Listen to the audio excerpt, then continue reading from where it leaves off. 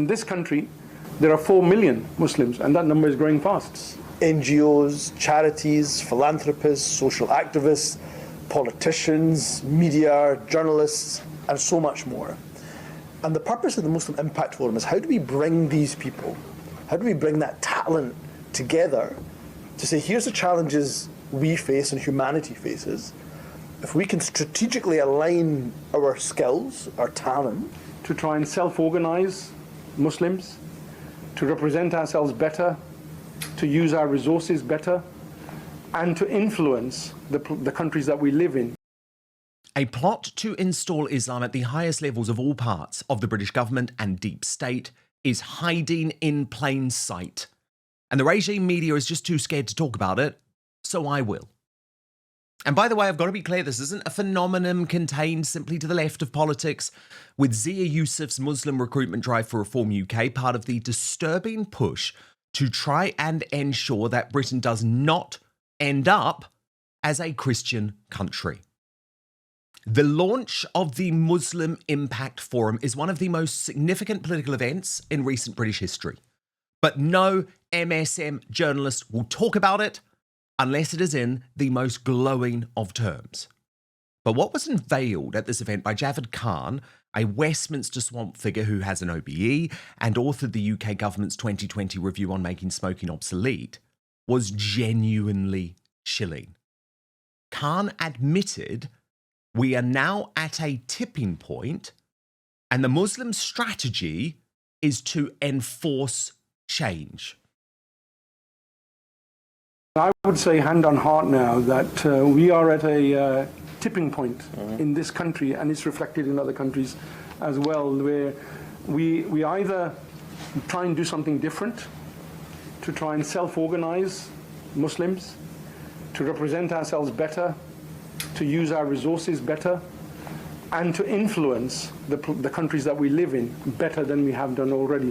Brother Humza is a relatively rare and unique political talent. Actually, we need many more people like him at the top of government, in every government, in this country, across the 4 nations, and in other governments, that can influence, sit at the top table and make a difference on behalf of the Muslims. So that's Brother Humza Yousaf, the former Scottish First Minister, who we know wants to wipe out white people from any position of power. Lord Justice Clark, white. Every High Court judge, white. The Lord Advocate, white. The Solicitor General, white. The Chief Constable, white. Every Deputy Chief Constable, white. Every Assistant Chief Constable, white. The Head of the Law Society, white. The Head of the Faculty of Advocates, white. Every Prison Governor, white. And not just Justice. The Chief Medical Officer, white. The Chief Nursing Officer, white. The Chief Veterinary Officer, white. The Chief Social Work Advisor, white. Almost every trade union in this country headed by people who are white. In the Scottish Government, every Director General is white. Every chair of every public body is white. So Tommy Robinson has spoken out about this Muslim Impact Forum, writing anti-white parasite Humza Yousaf and other degenerate Islamists starting sectarian pacts in the United Kingdom. And I have to say, I do believe that's what's going on. Because Yousaf is a man who doesn't even seem to view himself as part of our country. And that's based on his own statements this week. The UK government continues to sell arms to the government of Israel. So this doesn't, I'm afraid, whitewash what the UK government is doing in Gaza. And look, let me just remind you of your history, of course. Israel was founded on the back of a campaign of terror. British officials died in that campaign of terror. For example, the bombing of the King George Hotel. That's the language of Yasmin Alabaya Brown. Let your racism pour out in this way, okay? All right? You've insulted my faith. The danger today is not Muslims, it's Israel, it's America, it's Russia, it's Russia. But they know, just like we know, that the demographics are very much on their side as a takeover becomes inevitable, given it's already happening in the UK's biggest cities. In this country, there are 4 million Muslims, and that number is growing fast. But of those 4 million, 50% are under the age of 25. 1/3 are actually under the age of 15. Oh, we know. But of course, the mission is strategically presented as being necessary to counter so-called far-right influences and that thing called Islamophobia, which I presume means we don't want to be taken over by a religion that wants to blow up innocent Jewish folk, throw gay men like me off the top of buildings, or lock women up in their homes. The Muslim Impact Forum is needed now more than ever before. I think it's fair to say that the challenges not just the Muslim community faces, but humanity faces, are very grave indeed. Very difficult times that we live in. You can see in the United Kingdom alone the rise of the far right, driven by anti-Muslim hatred. And that's not just common to the United Kingdom, it's common to Europe, and of course we can see also in the United States as well. And then in the East, we see some major challenges, thinking about particularly the genocide in Gaza, but many challenges across the world. And yet, the Muslim community is huge in number, very wealthy, very generous. We have amongst our numbers entrepreneurs, business owners, NGOs, charities, philanthropists, social activists, politicians, media, journalists, and so much more. And the purpose of the Muslim Impact Forum is how do we bring these people, how do we bring that talent together to say, here's the challenges we face and humanity faces. If we can strategically align our skills, our talent, then actually we can solve these problems to the betterment of the whole of humanity. So that is the language being used to counter not far-right extremists, but the reality of people like me, who are going to call out on a daily basis the threat being posed to our very way of life in Britain and the West by Islamism. Basil the Great on X posted, states its goals are simply to get more Muslims into positions of power within the UK, wants to connect wealthy donors with young Muslims to fund their move into politics. This is sectarian, dangerous, and should be outlawed. And this is absolutely part of a wider plot. Dr. Wajid Akhter, Secretary General of the Muslim Council of Britain, hit a very similar note when talking about the Pakistani Muslim rape gang cover-up scandal. If you're enjoying what we're doing here on Outspoken, please consider joining our thriving community over on Substack, www.outspoken.live. You can sign up completely for free, but Substack is so important to me. It is a free speech platform. It protects me from big tech cancellation. Plus, you get to communicate directly with me. Head on over www.outspoken.live, enter your email address, and sign up today. Community is in a very different place. We're a community that is struggling with violence in the streets and being relentlessly abused online. We're a community that is struggling with healthcare issues, social issues, poor education, and even worse, employment. We're a community that's grappling with so many problems, including the horrors that we've seen in Gaza, Sudan, and Myanmar being live streamed onto our phones, and we feel helpless about it. We are a community that is misrepresented as somehow being related to grooming gangs. Let me be absolutely clear. One groomer is one groomer too many, Muslim or not. And we will not just condemn it, but we will act to protect our children, all of them. But misrepresenting an entire faith, an entire ethnicity, as somehow linked to grooming is also an injustice. And as a community, we will stand up against both injustices. We're a community that constantly has its loyalty questioned. We were born here. Our children were born here. Our grandchildren will be born here. We find it distressing to have our Britishness questioned by those self-appointed judges who decide who is a good or bad Muslim. But that's where we find ourselves today. Now, the surprise reunion between Jeremy Corbyn and Zarah Sultana last night, who are astonishingly pushing ahead with their plans for a hard-left Islamist party, is another worrying development on this front. As Corbyn posted, united, there is nothing our movement cannot achieve. We have a world to win, so let's get to work. And crazy things are happening in British politics right now, but that's why there's so much risk.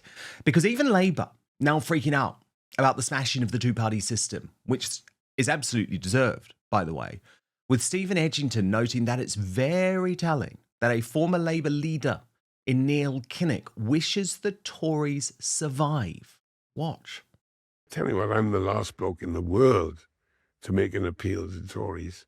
But I would say that so much of our system and the integrity of our democracy depends upon there being a rational, forward-looking, right-of-centre party to contest the ideas of democratic socialist Labour, that we'd all be losers if that option disappears.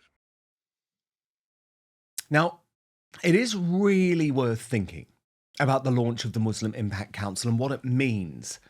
But also, let's just think about the context of its launch. So it took place on September the 25th, exactly 1 week before another Islamist terror attack on a Manchester synagogue. But of course, the extremism in that community is never discussed. Indeed, I've got to show you London's crooked and corrupt Mayor Sadiq Khan overnight, managing to talk about the attack without once mentioning the elephant in the room. What happened in a synagogue in Manchester last week, in fact 7 days today, was a heinous terrorist attack on the holiest day of the Jewish calendar. It's heartbreaking that many Jewish Londoners will be feeling even more afraid and worried about their safety. In London, the Met has stepped up patrols with an increased police presence designed to reassure our Jewish communities. Places of worship must be safe havens, and Jewish communities must be able to live and worship free from the fear of harassment, intimidation or violence. It's clear there's much more to do to rid our society of the poison of anti-Semitism, and we must redouble our efforts to stamp out this vile hatred. On the day of the appalling attack and over the weekend, there were some pre-planned protests about Israel's actions in Gaza. I urge those who are considering going ahead with those protests to be mindful of how our Jewish communities are feeling in the wake of the attack. Protest is a cornerstone of our democracy, but we also have a responsibility to be cognizant of how our words and actions can make others in our city feel. Now more than ever, I urge Londoners to stand together and be united in our rejection of hatred. Okay, did you notice what I did there? Did you notice what I did there? Sadiq Khan didn't mention two words, Muslim or Islam. But after the Tommy Robinson Unite the Kingdom rally, he couldn't wait to throw around that far-right term. Lawrence Fox raged, you can't unite people around the rejection of an abstract notion. You are the problem. It's you London should reject. I want my capital city back. And you know, all week, I've been exposing what is now clearly an MSM and establishment-wide cover-up over the Manchester synagogue attacker Jihad Al-Shamie, who was very obviously an Islamic extremist, long known to police, who even called them on the day of the attack to pledge allegiance to ISIS. But unfortunately, Manchester cops seem to be dropping the ball on this over and over again. Just yesterday, a 30-year-old man was rearrested at Manchester Airport in connection to the attack, having previously been arrested on suspicion of the commission, preparation, and instigation of acts of terrorism. The detention yesterday was on suspicion of failing to disclose information. But why the hell was this bloke out on bail in the first place? As Alex Armstrong raged, insane, completely insane. The police let a man off on bail over terrorism charges. Let's not forget Lucy Connolly wasn't allowed bail over a tweet. Completely mad country we live in. It is beyond broken at this point. Well, I agree with that. It is. And organisations like the Muslim Impact Forum intend to capitalise on that. So that's why I will give credit to mainstream politicians who are prepared to spit facts, no matter which party they're from. So that includes Nick Timothy of the Conservatives. Watch. But first, the number one worst fruit for your waistline. Look, are you turning healthy fruits into highly unhealthy fruits without even realising it? Fruit can be one of the healthiest things you can put into your body. But the majority of Americans are guilty of making this single mistake that can counteract all of the health benefits of fruit. Some fruits can help with occasional constipation, reduce bloating, and even help burn calories. Others can wreak havoc on your digestive system and energy levels. Now, I came across this viral presentation from world-renowned heart surgeon Dr. Stephen Gundry that showcases the 3 fruits to stop eating today. It was shocking. I had no idea. And after finding it out, I've stopped eating these 2. I'm going to put a link for you all to watch it because I want you all to gain this information. I think it's truly important, actually. You can go watch it right now at thehealthyfat.com/outspoken. That's thehealthyfat.com/outspoken. I've also linked it in the description box below this video too, or if you're watching on YouTube or Rumble, you can just click on the QR code on screen or hold up your phone, you go to the QR code, you know how it works. Oh, and by the way, eliminating these fruits could forever change the way we help increase energy levels, decrease brain fog, support digestion, and even lose weight. So make sure to click on the link below or go to thehealthyfat.com/outspoken to find out now. Dr. Gundry has lost 70 pounds himself using his research and has kept the weight off for over 20 years and counting. His digestive issues are gone. His health is fantastic. He feels younger today than he did in his 40s. His video has been watched by over 20 million people to date. You can watch and learn more about it at thehealthyfat.com/outspoken. Just click on the link in the description box below this video. But now, back to the show. You look at the census, you can draw a clear line through lots of British towns and cities, where on one side of the line you have a kind of white British community, on the other side of the line you have an Asian Muslim community. There is terrible segregation in some of our cities. And we have to be honest with ourselves that when we're thinking about immigration that we want in the future, obviously the numbers need to be radically reduced. Obviously we'll want people to contribute, but we have to be honest that not every culture, as Kenny said, is equal, and not all migrants are the same. So 72%, according to the census, 72% of British Somalis live in social housing. 1 in 3 Pakistani and Bangladeshi heritage adults is economically inactive. 1 in 50 Albanians here is in prison.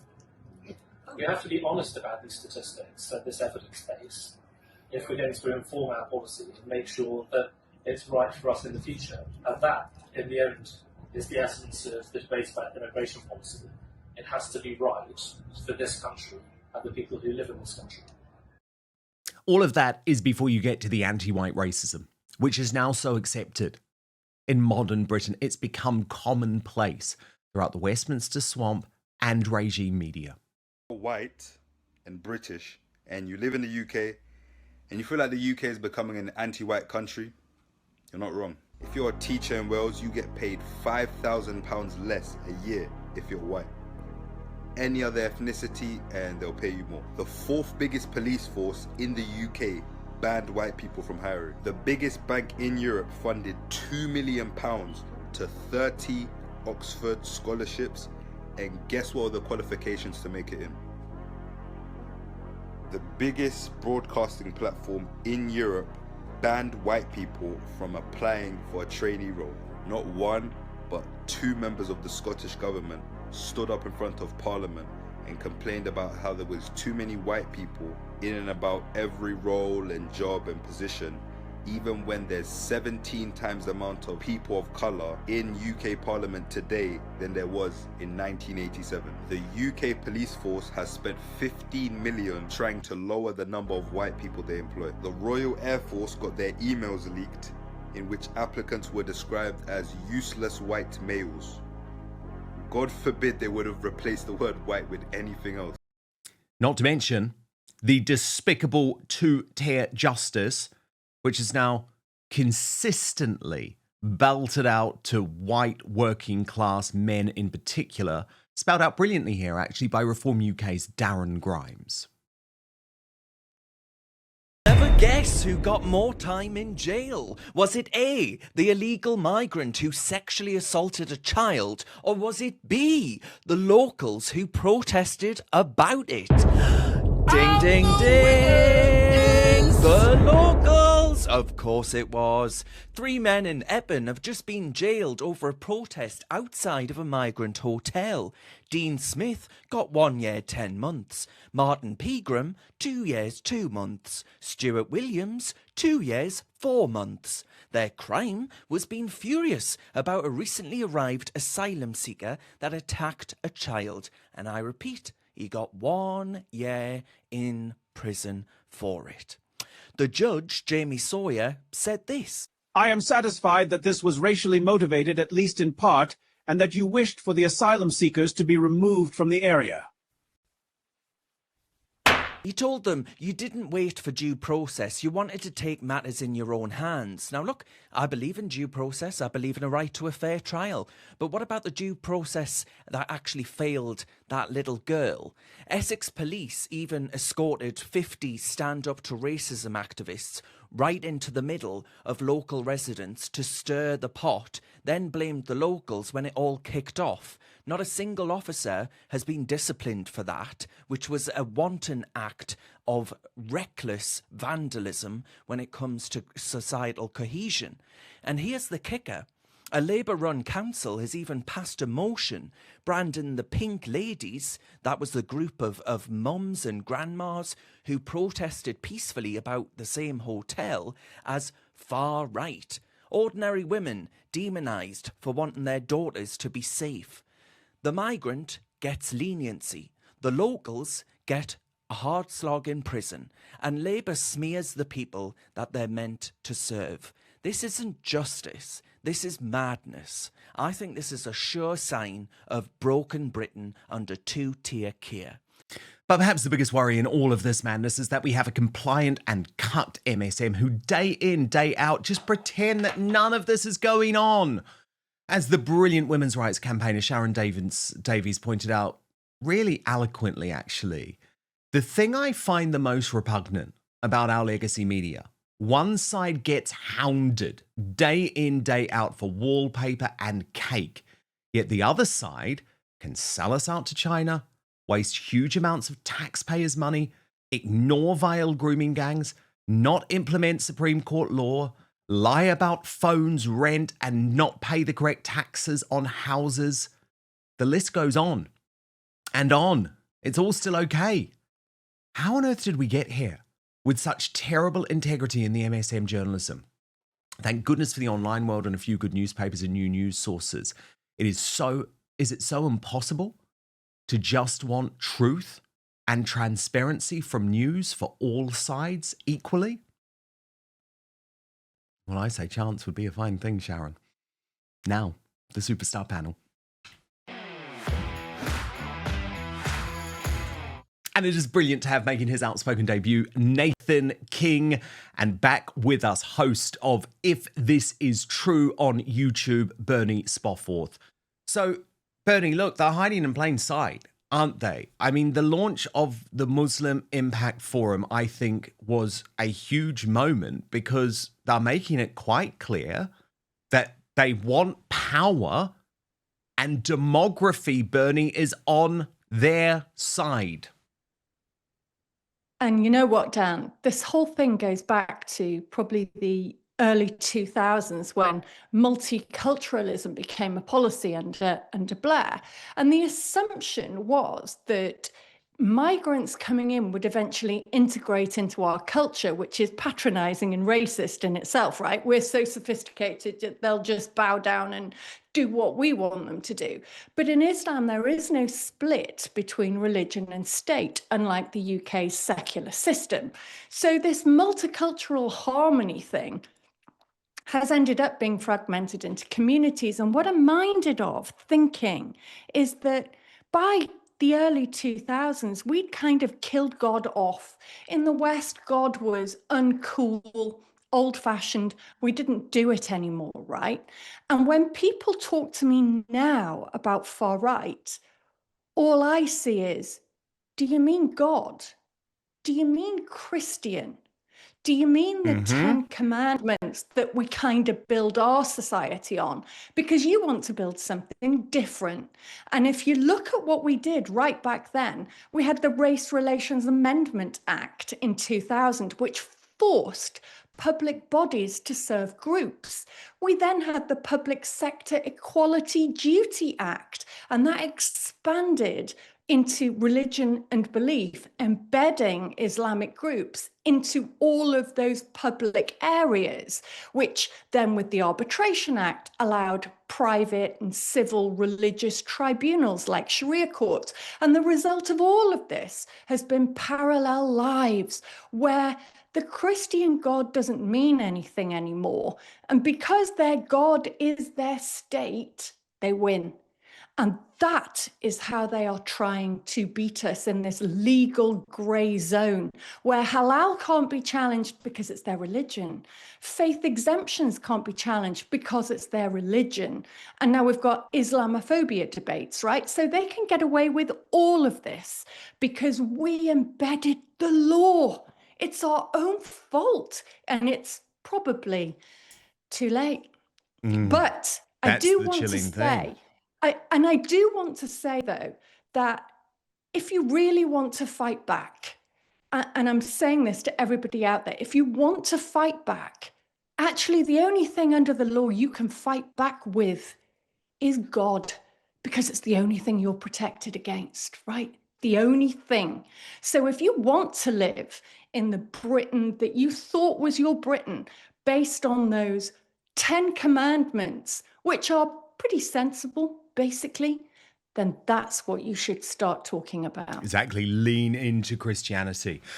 Yeah. Nathan, so good to have you on the show. And look, Scotland is such an interesting part of all of this, isn't it? Because Humza Yousaf, as I call him, your former First Minister, is leading the charge here. And since he's left office, he has become increasingly divisive. I think he's showing his true colours. But when you look at the stats on the ground, it's quite extraordinary what he is suggesting, because Scotland remains, according to the most recent census, 92.9% white, and just 4% of the population identifies as Asian Scottish, or Asian British. So I would argue he's pretty damn lucky that he reached the top of Scottish politics, just like Anas Sarwar, the leader of Labour in Scotland, has reached the top of his party. How incredible. Scotland must be a pretty inclusive country, right? In order for that to happen, or I should be very careful, actually, a pretty inclusive nation, because of course Scotland is not a country and hopefully won't be.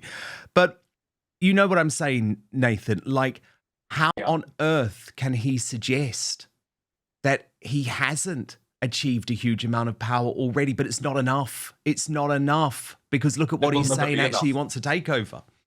Yeah, it'll never be enough for Humza. I have had the misfortune of having to live with the SNP government. I guess Humza falls into that.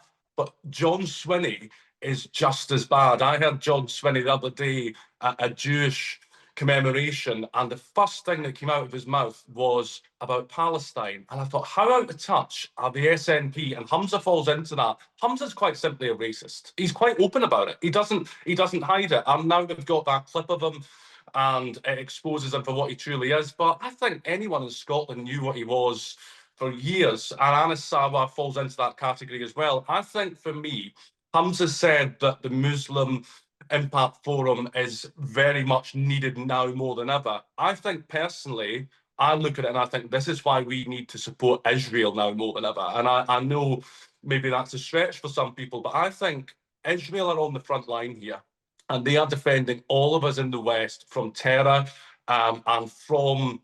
They have the guts to stand up without fear of being called racist or as Islamophobic, which I think so many people in this country, I think more and more are waking up, and more are realising that, you know what, they can throw these labels at us all they like, but I'm going to speak up regardless. But more need to do so, because if we allow this to continue, I did like your post on X, Nathan, where you said, I'm genuinely worried about Greta and the pro-Hamas mob. What will they do with their Saturdays now? Back to the climate change grift they go, I suppose. But the terrifying thing is, they don't give a damn about peace. They never did. They don't want peace. I mean, these hate marches, trust me, are going to continue. They're continuing in London. the epicenter of this hate tomorrow, despite the fact that there is now a ceasefire thanks to Donald Trump, because they do not want peace. They want war. That is what they want to bring. Bernie, just a quick word on this developing story about the person that was arrested in connection to the attack, the terrorist attack by Jihad Al-Shamie on the synagogue. Now, of course, the police aren't telling us bugger all, and I've been criticizing the cover-up all week long. But the assumption, Bernie, and I'm going to make this assumption, but I will be very clear it's an assumption, is that given this man was at the airport, rearrested at Manchester Airport, the assumption is that maybe he was trying to flee, maybe he was trying to get out of the country.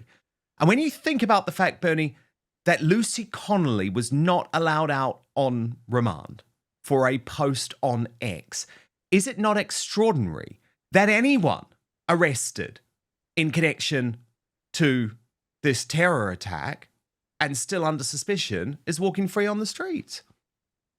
Yeah, but it's because we're afraid.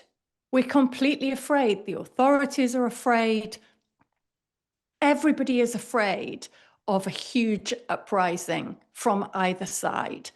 I think it's outrageous. He should never have been given bail. He should never have been allowed to travel to the airport, but he was. And that can only be because of fear. It can only be. Thank you so much for watching Dan Wootton Outspoken. Please click on my face just to the bottom left to subscribe to this brand new independent news source and turn on the notification bell so you'll be alerted to our brand new live shows, uncancelled interviews, and special royal episodes. Outspoken is also now available as a podcast, so you can listen to the show every weekday on the go, wherever you are.